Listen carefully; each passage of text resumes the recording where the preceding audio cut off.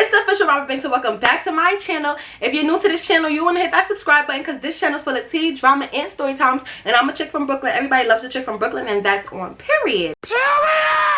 I know y'all are reading this title like, girl, what the fuck? I know. I really have some crazy ass stories. Like, when I really sit down and think of stories to do for YouTube, I realize my life is really a fucking joke. Like, the shit that I've went through is really ridiculous, and I never really noticed it before until I really had to make videos about it. And it's like, girl, your life is a fucking movie. This is gonna be the story time about how I faked my death, and y'all gonna see why I'm saying faked. But I'm not gonna keep a long intro. I'm just gonna get right into the story. This happened around definitely right before I went to St. Lucia, when I got sent away, which that story time is coming soon because I know y'all keep asking me. It's coming, but I decided I'm gonna do this first so y'all could get a better understanding of the sent away story. So this happened around the time I got sent to St. Lucia. So this was around between 2009 and 2010, or 2008 and 2010, around that time. So back in these days, Twitter was the shit. Like, Twitter, I still use Twitter actively now. Not a lot of people do, but at this time, everybody and their mama was on Twitter. This was Twitter BBM days. You had to have a BlackBerry and you had to be active on Twitter to be one of those people, to be in a mix. And I was one of those people that my parents was always take. I don't remember if I had a phone or my parents was still always taking my phone, but I know I could not be as active as I would like to be on Twitter. I will tweet every 2 or 3, 4 days, and it'll be like when I'm on a computer, I'll be tweeting until I have to get off.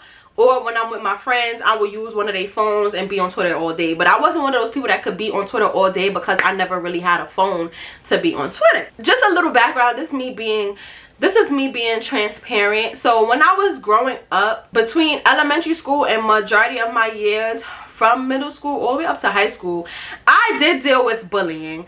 I was bullied, one, because I was always super skinny. Like, when I say skinny, I wish I could find some old photos of me so I could insert here and show you guys how skinny I was, because I was like 90 pounds soaking wet. I was always skinny as fuck and tall, and I would get bullied from being called anorexic, bulimic. Like, boys would literally bully me. And the second thing is, I came from a very strict West Indian household, so I didn't really keep up with trends and stuff until I got to high school and could have funded some of my things on my own. Don't get me wrong, my parents kept me clean.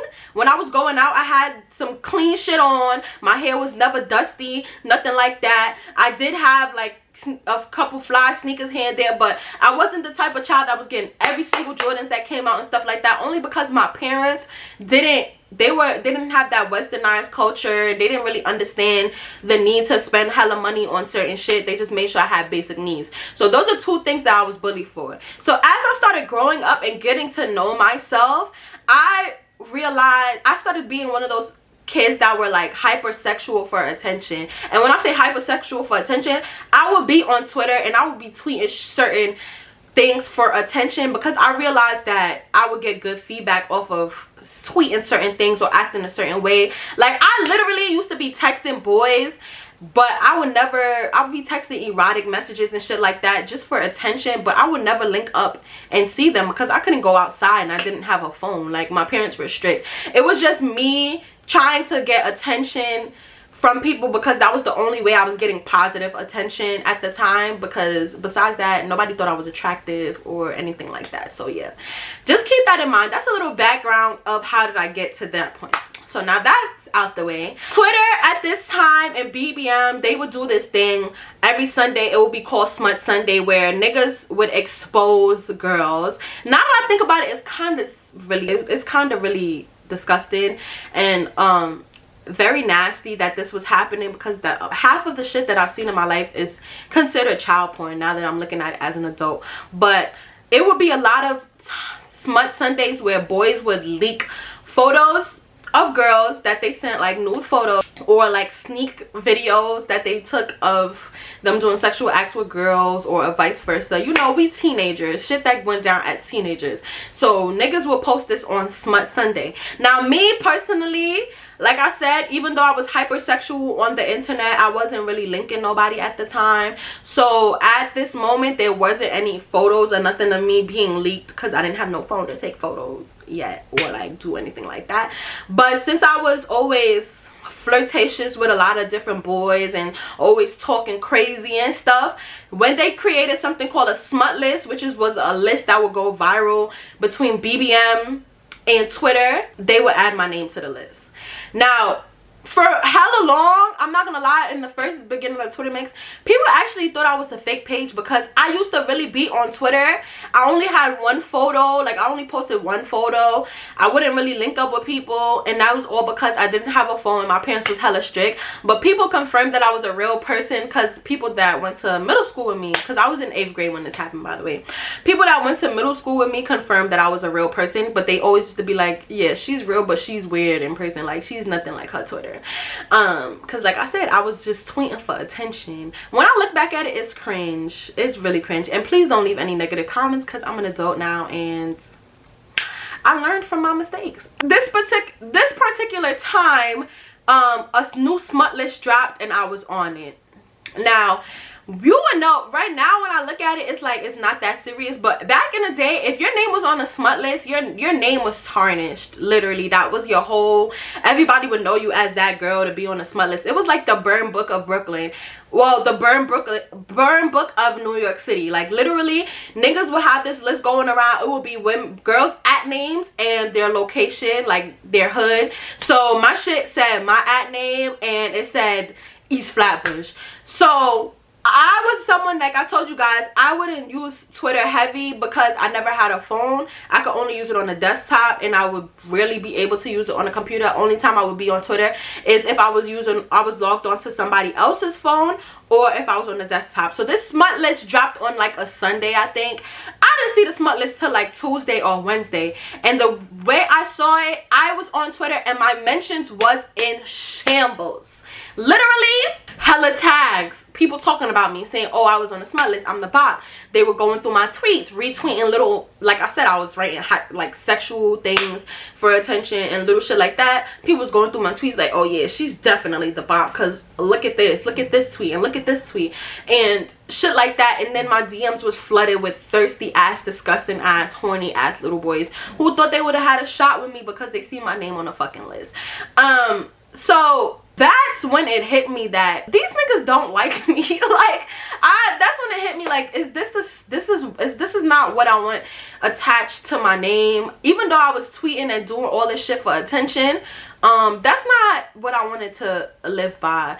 At first I was like super angry, so I went on a rant tweeting, and I was like, how am I smart? Name 5 people, name 2 people that I dealt with, name anyone that I dealt with. I was just tweeting, I'm just tweeting, this is not what I do, and da-da-da-da-da. But that wasn't working, and people were attacking me more, like saying, oh, I'm tired, you a smut, you tired, you on a smut list. And then I started feeling hella sad, and I started thinking about self-harming and stuff like that, and I expressed that to my Twitter, which is the biggest mistake I ever made, because you guys will see why. But I was just tweeting all this depressive shit, and right now I am happy that people can acknowledge mental health, and people are more supportive when people are expressive on the internet about self-harming or feeling suicidal. People are more like comforting, because back in this era, like when I was tweeting about self-harming and wanting to kill myself, people was dead ass in my mentions like, girl, kill yourself, nobody fucking cares. And that shit was just pushing me more to wanting to end my life, because I was really so mad about this list. Like, now that I look back at it, it's like, girl, it's worse shit that could happen. But at that moment, it was the worst shit that could happen to a 14-year-old. Being considered a hoe, being on the smut list. The smut list was like a big ass thing. Like, you did not want to be on it. This happened roughly between a week, I believe a week before I was getting sent away to St. Lucia. At this time, I knew I was getting sent away to St. Lucia, but I never really told anyone, because I didn't really have a lot of friends, like close ass friends and shit, that I was gonna miss or nothing like that. I never told anybody that my parents were sending me to St. Lucia, but they were in the process of pulling me out of school and getting my paperwork to send away, and just getting me prepared to be sent away to St. Lucia. And I used that as a like, oh, I'm moving anyway. So my thoughts really, my depressive state lasted that whole week. But I wasn't thinking about killing myself because I was like, oh, when I go to St. Lucia, nobody's gonna know me there. They're not gonna know about the smut list, and I'm gonna just start over fresh as a new person, you know, with a new attitude and just positivity around my name. Keep in mind, my last few tweets were about me considering committing suicide and self-harming. And then I didn't tweet anymore. I wasn't somebody that was always on the internet anyway. I couldn't use Twitter like that. I didn't have a phone. And I wasn't really using a computer and shit because, listen, I was preparing myself to move to a whole different country. Then was the big move. Now, my parents pulled me out of school, and like I said before, people didn't really see me anyway, but the people in school that I went to school with at the time were the only people that really confirm that I even existed because they would see me in school. Now they weren't seeing me in school. Now I moved to St. Lucia. Remember, me moving to St. Lucia, it was clear my parents had it embedded in my brain. This is not a vacation. This is a punishment. It was literally like a boot camp for me. Like, it was for me to get my act together. It was like Beyonce, get straight. We're gonna send you to this fucking island. Let's go. You're gonna see how different shit is out there and see if you're gonna fuck around. You're gonna behave yourself. So when I first moved to St. Lucia, I didn't use the computer and stuff like that because, one, who the fuck I'm gonna speak to, and then two, nobody on the fucking internet likes me anyway. If I go on there, I'm gonna want to really kill myself. So I really wasn't using Twitter at all. So now some weeks and months passed, and I tried to log into my Twitter, but I could not. Like, for the death of me, I could not remember my login. Like, I tried everything. I tried to reset it. Something was wrong. I couldn't reset it. But when I was looking at my Twitter at this time, you could see your, like, when someone mentioned someone, you could have seen it on their timeline. So at this time, mad people was tweeting rest in peace to me, and people was starting this whole stigma saying that I killed myself because of the smut list, and people was posting twit pics and little shit like, oh, someone that I went to school with at the time was tweeting basically saying how I haven't came to school, like, I don't come to the school no more, and niggas are saying that I killed myself and and then somebody really had the audacity to sit there and lie and said they spoke to my family member who said that I died, like I passed and I hung myself. They walked in the room and I hung my mom walked in the room and I was hanging from the ceiling, and I left a note about the smut list. Like, this whole thing was on my Twitter, and I wanted to address it, but I could not log on to my Twitter. Like, I could not log on to my Twitter. It wasn't letting me. So time passed or whatever, and I stayed I lived in St. Lucia for about a year or some change, I believe, and I ended up coming back to America. Now, the whole living in St. Lucia situation is a different story time, so stay tuned. That's coming soon, and I'll tell y'all more about that. But time passed and I ended up moving back to America. So when I moved back to America, I was about to start high school. So I made a new Twitter, and I wanted to detach myself from that list. So I started going by what I go by now, which is Robyn. So I didn't always go by Robyn. I really just went by my first name at first. And I think I used to call myself Kiki. I don't remember what my old Twitter name was, for the love of me. I can't even think about it. Like, my brain is literally fried. I can't think to tell you what my old @ name or my old handles were. But I know it wasn't Robyn. So I did this whole thing where I try to revamp my image now that I'm back in America. And I made a new Twitter page because I couldn't log into my old Twitter page, and I made the name Robyn. So I would just be tweeting on there, you know. I started making friends. I was active on Twitter, and now that I'm in high school, I'm making friends and stuff like that. And one day I was talking to this dude, and me and him we was mad cool. I don't know, should I call his name? I'm gonna just call him Gaston. So me and Gaston was just hella cool. Like, we started calling each other RODs. So back in the day, everybody used to have them titles. Y'all already know. Everybody had an ROD, a fave, and shit like that. So I started calling him my ROD or whatever. So one day he had posted a picture with me on Twitter. Like I told you guys before, back in the day, I only had one picture on Twitter. And I never really used to take pictures like that because I didn't have a phone to take pictures and upload. So when I was on my new Twitter, I wouldn't really take pictures like that either. I don't know, because I was so used to not posting pictures on the internet myself. But me and Gaston took a picture together, and he was like, my ROD or whatever, and then he tagged me on Twitter, and somebody had commented under the tweet like, yo, she looks mad familiar, like she looks mad familiar. And somebody was like, oh, didn't she die? Like, and then it just started going crazy on Twitter. Everybody was like, didn't she commit suicide? Like, mad people was just like, oh, I thought she committed suicide, what the fuck? And mad people started commenting saying like, oh, I faked my death for attention. And that was just like, whoa, whoa, whoa, whoa. So that's when the rumor had started that I faked my death and I just wanted attention, and I tried to do, basically they said that I rebirthed myself as a new person. Like, basically I try to die, I try to kill off I try to kill off me, like my old Twitter, because I was on the smut list, and I try to come back as this whole innocent person, when technically, even though I did make a new Twitter under a new name to detach myself from the smut list, I never faked my death or killed myself off.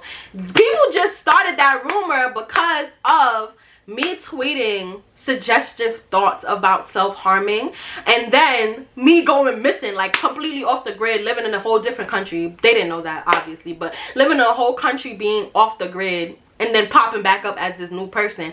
I see why people thought that that's what I did, but I did not do that. Honestly, I would never come on the internet and even speak about harming myself for attention. I feel like that's not something you should do for attention at all. At that time, like, I was what, 14? I did feel like that could have been the worst thing that ever happened to me, being on a fucking list. Obviously, now that I'm 25, shit like that does not faze me. I don't give a fuck. You could give me any title in the book, in the dictionary, I would not give a damn. I would not miss sleep. But when you're 14, you don't want to be known as that girl at all. I don't think anyone wants to be known as that girl. So yes, being on the list had me fucking depressed as fuck. Like, that felt like the worst shit that could have ever happened to me. So yes, I was tweeting like it was the end of the world and I wanted to hang it up. But once I really sat down and cried over it and tried to explain myself time and time, and I realized that I'm going to a different country where people's not gonna know me anyway, and I knew it, my true self, that wasn't a correct description of me. I got over, I'm not gonna say I got over it, but I was just over the situation. You get what I'm trying to say? So it didn't go all the way where I did, thank God, hang myself. And I just felt like anybody who created that sick rumor, I could see why it would have been easy to create that rumor and why people would be so lost. Like, oh wait, she don't even come to school no more. But the school that I was going to, if I did do such an act, they would definitely had made an announcement about it, because the school that I went to actually did have someone who committed suicide around the time that I was going to the school. And I do remember us having to sit through an assembly, and they letting us know that we can always speak to counselors and so on and so forth if we ever considered harming because of bullying and stuff like that. So I just feel like if you went to my school and I don't come to school no more, why do you just automatically assume that I committed suicide instead of thinking that I might have changed schools because I was embarrassed or something like that? And then you go on the internet and people went as far as saying as they spoke to a direct family member who confirmed my death, and no one ever thought to think, where's the funeral, or where's the obituary papers? Like, nobody ever thought, like, nobody went to my funeral that I went to school with or nothing like that. Like, no one confirmed that I was in the ground, that I really actually killed myself before they went and continue on to posting that I died. Like, it's not funny. It was just really, it was just crazy as fuck. But the only thing I do think is my fault was making those suggestive tweets, because yeah, I could see why people would think that I went on to harming myself after making such tweets.